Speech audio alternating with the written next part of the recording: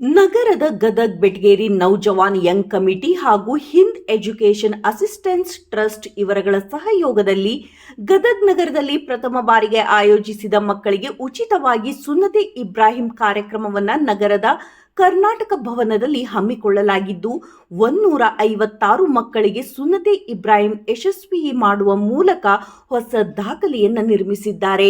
ಖಾಸಗಿ ಆಸ್ಪತ್ರೆಯಲ್ಲಿ ಈ ಸುನ್ನತೆ ಮಾಡಲು ಒಬ್ಬರಿಗೆ ಬರೋಬ್ಬರಿ 5 ರಿಂದ 8 ಸಾವಿರ ರೂಪಾಯಿ ಖರ್ಚಾಗುತ್ತದೆ. ಆದರೆ ನಗರದ ಗದಗ್ ಬೆಟಗೇರಿ ನೌಜವಾನ್ ಯಂಗ್ ಕಮಿಟಿ ಹಾಗೂ ಹಿಂದ್ ಎಜುಕೇಷನ್ ಅಸಿಸ್ಟೆನ್ಸ್ ಟ್ರಸ್ಟ್ ಸದಸ್ಯರ 156 ಮಕ್ಕಳಿಗೆ ಸುನ್ನತೆಯನ್ನು ಉಚಿತವಾಗಿ ಮಾಡಿದ್ದಾರೆ.